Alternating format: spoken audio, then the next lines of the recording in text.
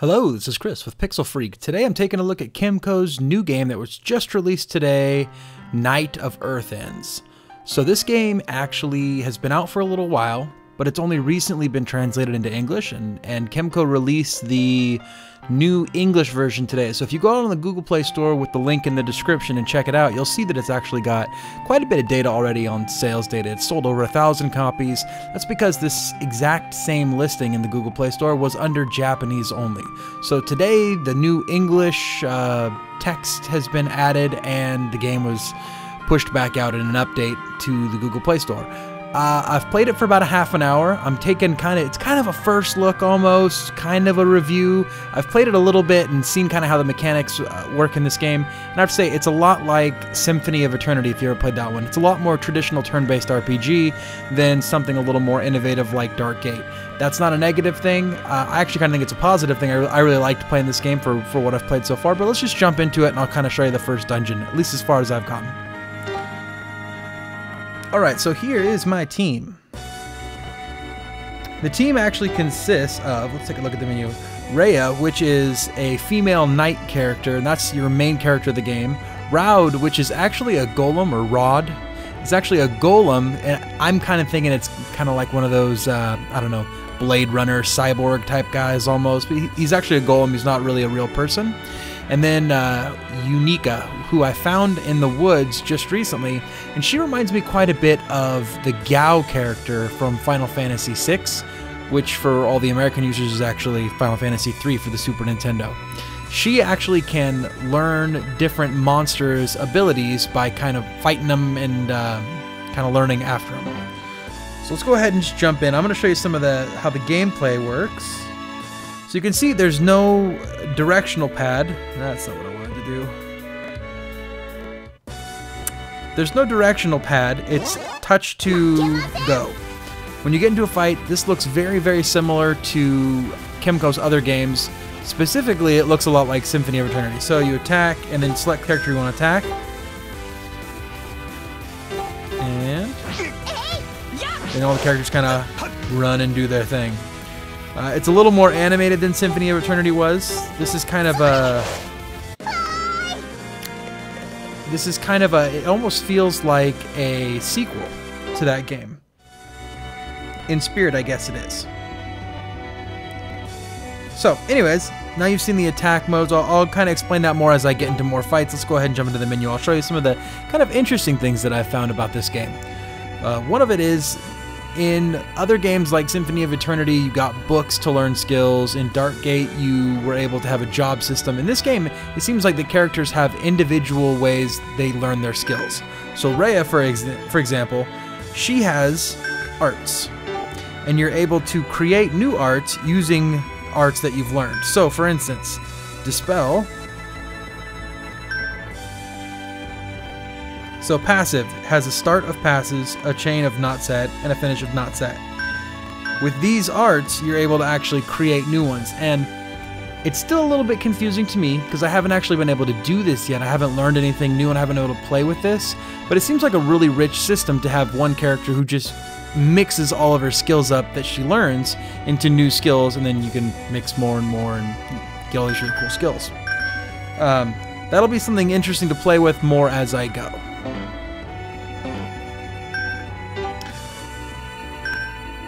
Raud's skill list more had to do with equipment that you buy and different modes that he can use. And from what I understand, there's workshops that you can go to throughout the world, and as you go to these different workshops, you buy equipment and you can basically upgrade him, kind of like he's almost a piece of equipment in himself. It's pretty interesting. Again, something I haven't played with too much, but it's cool to note that Raud is different than Rhea in how you do his different skills. That alone, I think, moving through the story as it progresses, is going to make a lot more individualistic attachment to the characters, because they all have different ways that they progress. Unica, as I said before, she has these styles, which are learned as you go through the game. Plant, Thief, Beast, and Normal. Apparently I know Beast this much. I know Beast level 1. So you can change your styles here. I don't want to do that. I currently am normal style. and she learns skills according to her style. And there's different rule sets as well, like for instance, Unica, when she has a certain style equipped, MP items only actually apply to the MP of that particular style. But different rule sets for each character, just like that. I think that I'm very optimistic about this game based on the level of detail that I've had to cram into my brain just in the last 30 minutes of playing the game. So let's go ahead and let's jump into town real quick. I'll show you what town looks like. So again, this is typically what a town or dungeon looks like. Across all Kemco games, they're about the same. You got your inn, which you just pay to go sleep in. This is your armor weapon store.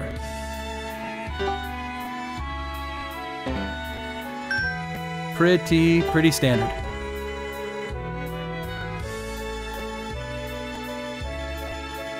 Item store. And then up there, that's actually your workshop. So this is where you can buy stuff for your golem.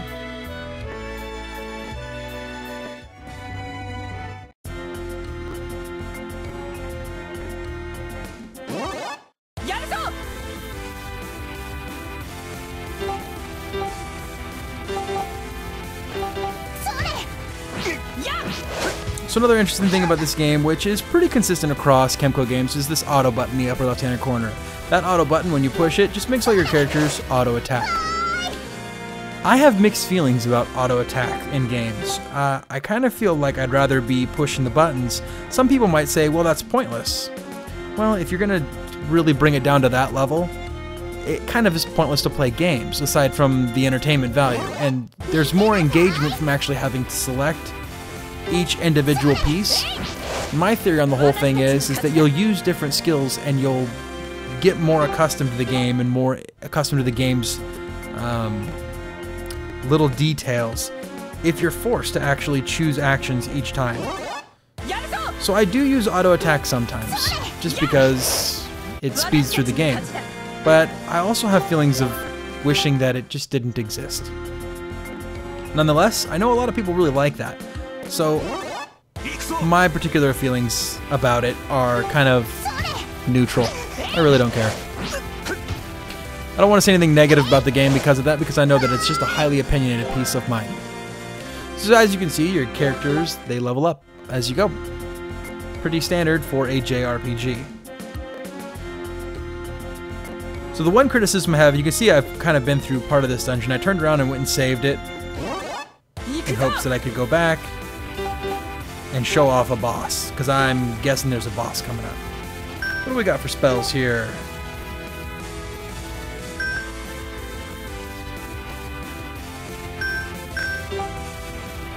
Let's change our style. Okay, so style changed. Whoa, that was pretty hard. That was pretty sweet.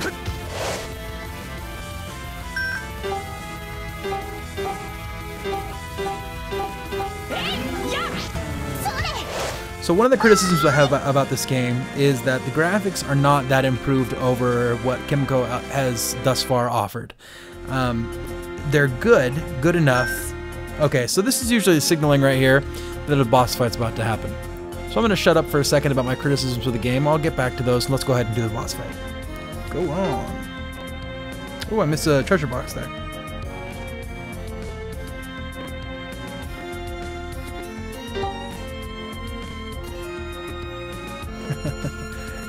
Unico helps.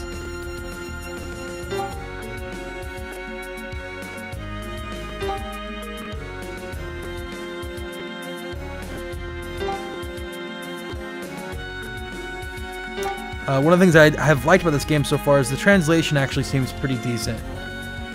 A lot of times you get these games that are made in Korea or Japan, which honestly I think this is Japanese made. I think Kemco's a Japanese company. But a lot of times, especially with indie games, they get translated poorly. Kemco's done a pretty good job with most of their games. This one particularly has seemed pretty good. I really think that Kemco's starting to hit their stride here. This is definitely a game that I'm going to go through the entire thing. Right now it's on sale actually for $4 if you pick it up quick enough. The regular price I do believe is $8. $8 seems a little bit steep. $4 is a good price. If you want to play a JRPG, go check this one out. Alright, here comes the demon. Should have mentioned in the story, you're actually headed after this demon in this first dungeon. Some of the enemy sprites are actually pretty cool looking. So one of my criticisms about Kemco games is oftentimes the strategy in the game is not different from fight to fight. Usually you can auto fight through all of the regular battles, and then the boss battles are use all your skills until you're out, and then just use a little bit of fighting, have one character heal, and then you're done.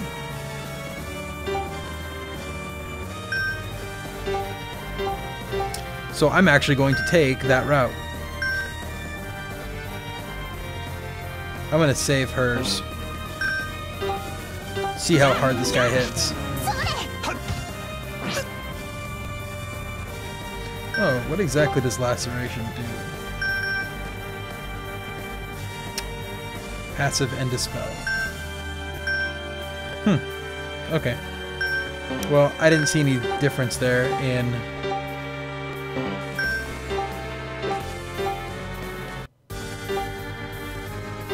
Let's go that way.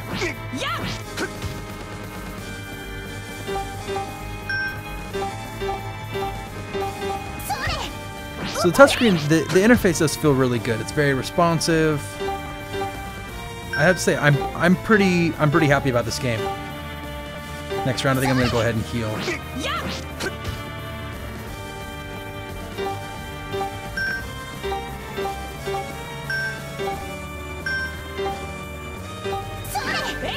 Oh, that worked real well. I like that.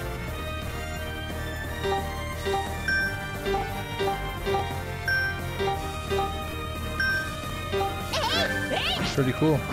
And one of the cool things about this game is it actually gives you, if you go through your menus, the speed of which your skills will affect. So you can actually see, kind of plan out exactly what order you want to do things in.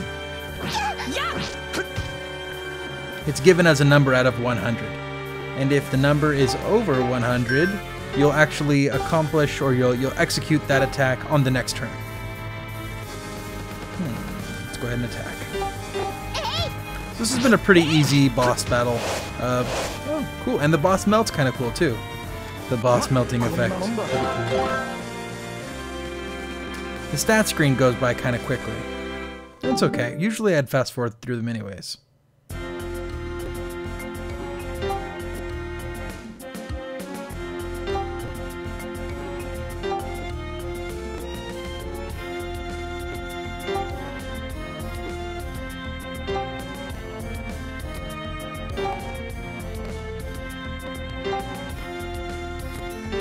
So you can see the dialogue, it's pretty much just your typical talking head with text.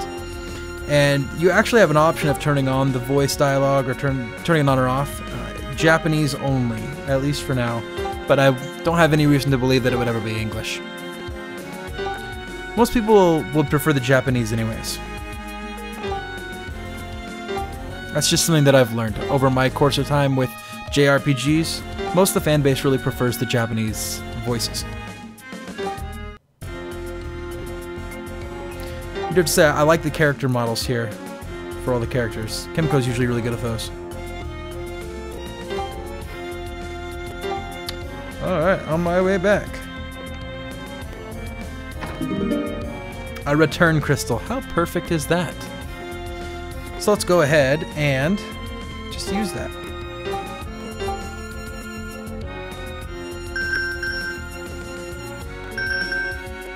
Oh, that's kind of a weird... There we go. That menu kind of navigated a little bit funny, it felt at least. So that is Night at Earthends. Take a look at the link in the description of this video. It's $4 right now, on sale, down from $8. I really like it. If you like the video, go ahead and take a look at the game. I thought it was really good. I'd recommend this one. Until next time, this has been Chris with Pixel Freak.